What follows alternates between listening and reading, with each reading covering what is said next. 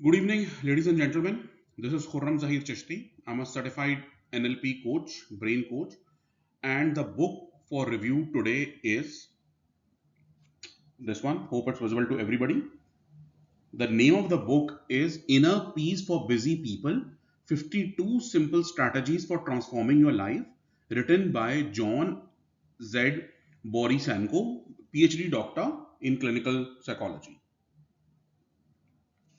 Now, inner peace is the most important aspect of anyone's life. No matter how successful you are, no matter how accomplished you are, but if inner peace is missing, then nothing stands.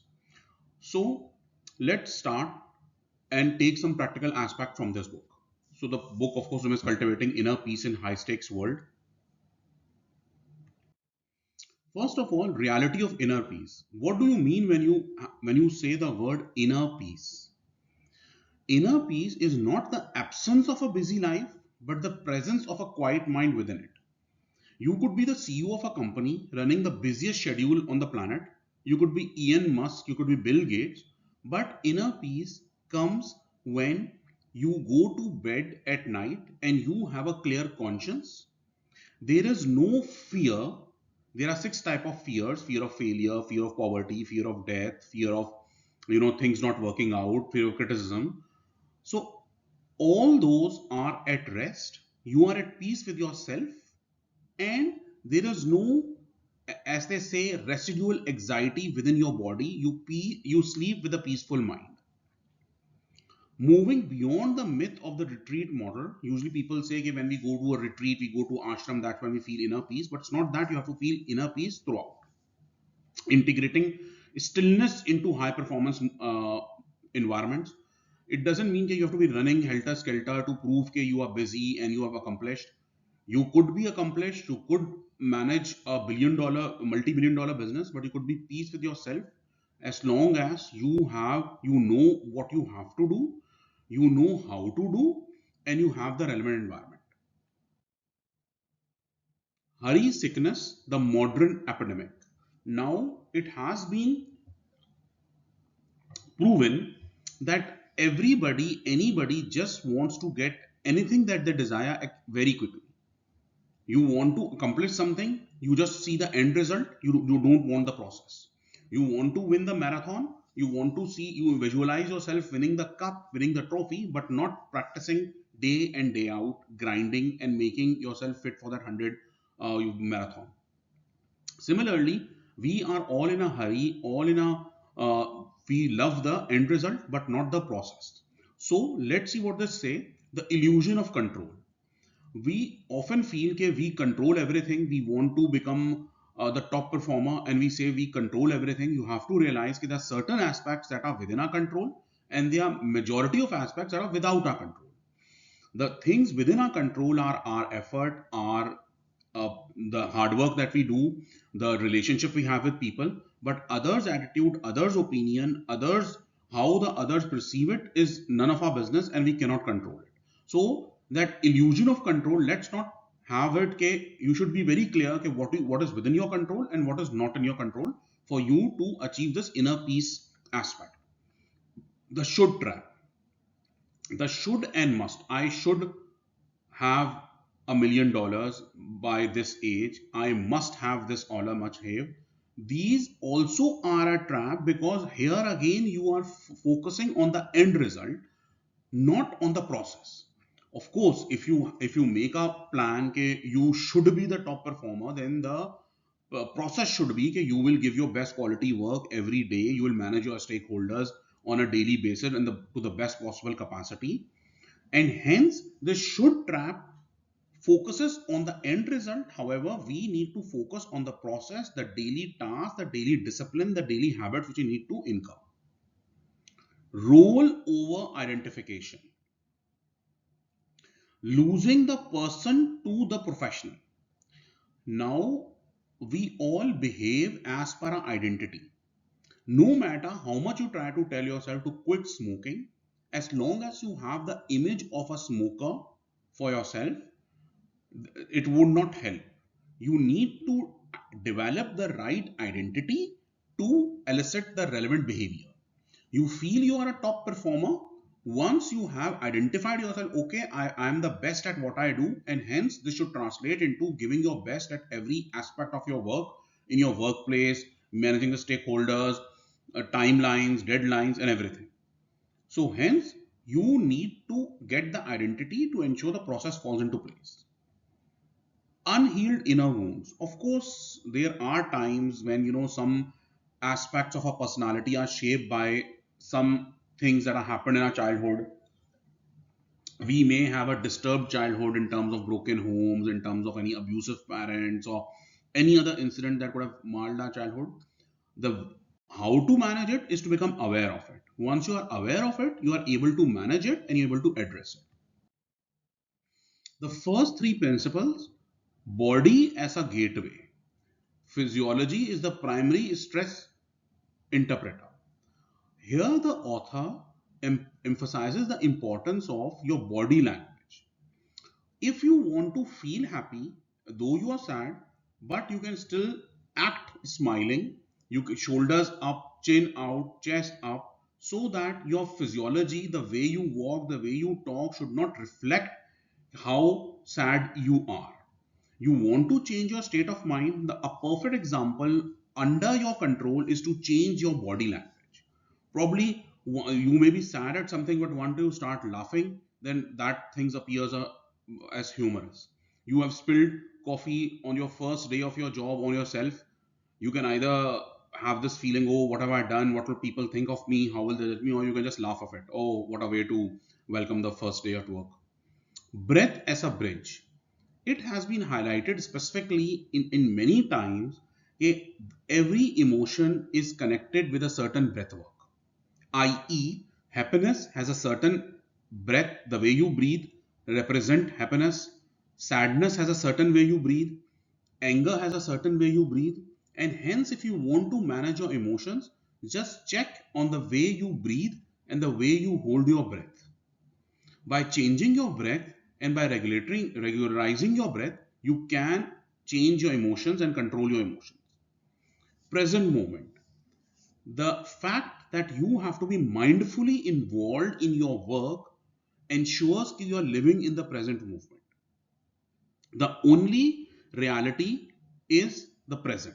The past is gone, the future is yet to come. So all you have is the present, and that's what you need to live in. The remaining four principles. First of all, it says self, assessing the self for objective guidance. Self is your own self, your own being that you have to become aware of. You should be aware of your own shortcomings, what things trigger you, what things make you happy, for you to control your actions. Probably helping someone or giving someone a small chocolate could be a great source of happiness to you. And hence, if you are in a bad mood, you want to change your state of mind, probably a little just help to somebody could go a long way to improve your mood. Surrender. We have often been told, okay, even as per our religion, okay, if you work, you do your best and then leave the rest to God. Here, the concept of surrender is releasing the need to control outcomes. You, as was mentioned a few slides ago, you have certain controls factors under your control, certain not under your control, and hence, in order to apply this concept of surrender, you work hard and hardest and do your best at the controllable factors. For the uncontrollable factors, you leave it to God, or leave it go with the flow of life for the factors not under your control. Forgiveness, a very important aspect. You forgive not for others but for yourself, because forgiveness is the first way you let go of your emotional burden. And in order to practice forgiveness, you have to think of the other person. He may have hurt you, he may have been rude to you, but you bless him in your mind the same way you would bless yourself in terms of abundance, happiness, health, money, anything that you wish for yourself, wish more for him, so that you become at peace with it, that disturbing thought, and you can move on. Simplicity. The strategic discipline of no. Basically, life has always been very simple. Unfortunately, we as humans collectively have made it complicated, particularly post industrial revolution, and particularly post in the last, you can say, 50 years, and particularly in the last 15 years with the advent of social media and AI. We just try to simple things. Even if we have a simple cough or a simple fever, we google it, and then we think probably it's cancer, and then we exaggerate what we are going through. And it is true for every aspect of our life. We may be going through a little bit of issues, and we may think it's lot. So just instead of upplaying things, just see as they are. If you have a traffic fine, so it's just a traffic fine, it's not the end of the world. If you are having an issue at your workplace, so just define the issue, that that is the issue I have and nothing more. Probably it could be a disagreement with your boss or disagreement with your colleague, so just do it that way. Don't think a disagreement with your colleague does not mean he wants to kill you and you want to kill him and everybody is after you. It's not like that. The executive toolkit here, particularly the key takeaways for professional working people: body scan and breath counting. Here, the author emphasizes that once you start breathing, just scan your body from toe to top of your head, each part of your body, and calm it down as you picture that part of the body, for you to have a calm state of mind. And particularly this is important in the beginning of the day and before you go to sleep. And breath counting, of course, you can't just keep on breathing for an hour and do a body scan. You say, okay, fine, in 40 breath counts I will do a body scan. Mindful walking and sacred pause. Walking has been identified as a quality which every great accomplishment, a person who has achieved something great, have done. Einstein used to walk for 8 or 9 kilometers. There are other so many accomplished people in the top 10 richest people who have walking as their daily habits. The reason being, walking not only is an exercise, but also it enables you to generate ideas within yourself. And when you passively think of the issues which you are having, then this is a great way where you can develop solutions to the problems. And a sacred pause, of course, you walk for like a kilometer, 2 kilometers, then you sit down, probably you ruminate, you meditate over the issue you are having. As you pause, as you stand, as you sit somewhere, probably a solution is generated in your mind. Journaling, dialogue, and gratitude. Journaling again is highlighted as one of the very important aspect, because once you start to put pen to paper, you give form to your thoughts. And instead of just thinking, what was I thinking, what was I saying, what did he do, what did she do, you just put your reflections for the day. Okay, what went well, what went wrong, what could be better, and then it would give a perspective to your thinking. Gratitude, another very critical aspect. Gratitude is the attitude of happiness. No matter what you're going through, always remember there's somebody who's worse than you. There are many who are better than you, and there's somebody, someone, somewhere who is worse than you. You have meal to eat, probably somebody does not have meal to eat. You have pain in your foot, somebody does not have a foot. You have some slipper in, somebody does not even have a slipper. Inner child work and loving kindness. Every adult has had some form of a childhood. There is a child in all of us. Even today, as adults, you watch cartoons, Tom and Jerry, Batman, and you start taking interest in it because at some point in time in your life you were doing it. And when you see the child in you, you will notice how the child fosters love and kindness. He falls down, he cries. 2 minutes he's up, he's laughing.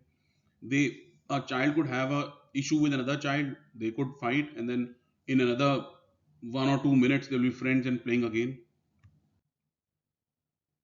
The four foundations. Stillness. Again, stillness means you could be moving, you could be busy, you could be running around, but you are at peace with yourself, and you are maintaining a composure of a professional. Awareness.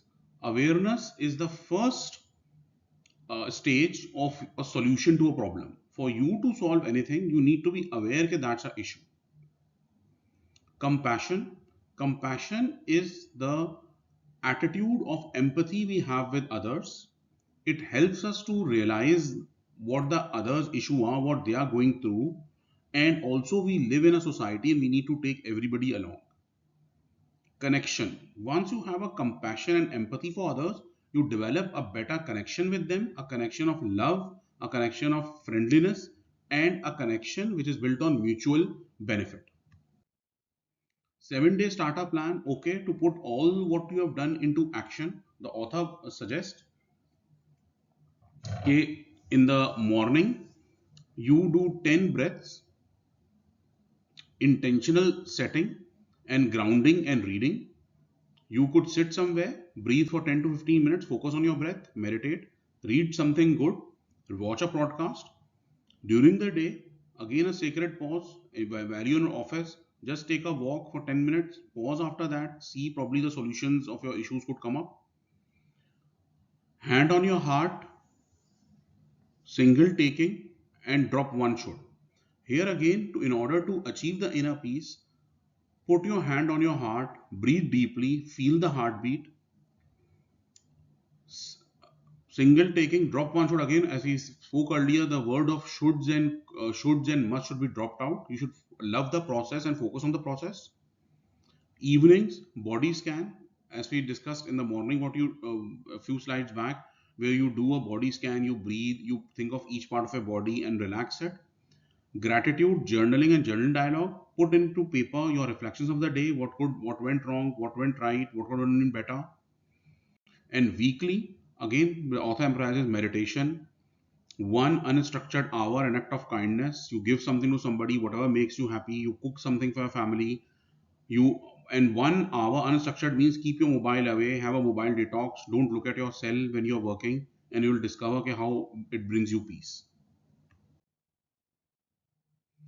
When old pain surfaces, of course, this slide is important because everything is not going to work out as your plan. There could be some ifs, but, maybes, no's. Hence, so do not numb. Stay in the present and breathe. Breath is the way you can come in the present. Visualize your younger self. You are safe now. I love you. You are an elder now. You could look back and say, okay, fine, take heart, be calm, acknowledge it's not your fault. Of course, in a world there are many uncontrollable factors and you don't have control over them. And since you can't control over them, so there needs to fret over them. Seek professional support for deeper unresolved trauma. It has happened where the past traumas, people have not been able to overcome breakups, divorces, or whatever the past traumas they have had. So hence, if you feel that despite making all these efforts, you're not, then feel free to seek professional psychiatric help. Peace as a quality of attention. As mentioned many times in this presentation, peace is not a destination, it's a choice of focus. Apply presence to the breath, this task, this moment. You do not need to quit or retreat to wake up. The ground of being is already here, i.e., breath is the one thing that's happening in the present. If you feel your mind wandering here and there, just bring your mind to your breath work, come to the present, start look at things around you, start noticing whatever pen, paper, trees, grass, whatever is around you, to bring all your senses to the present, because past will make you worry, future will make you anxiety. Hence the importance of being in the present, being focusing on breath work, and there you will feel peaceful, and once you feel peaceful you can attend to the work you're doing. So thank you very much. Please subscribe to my YouTube channel. Thank you.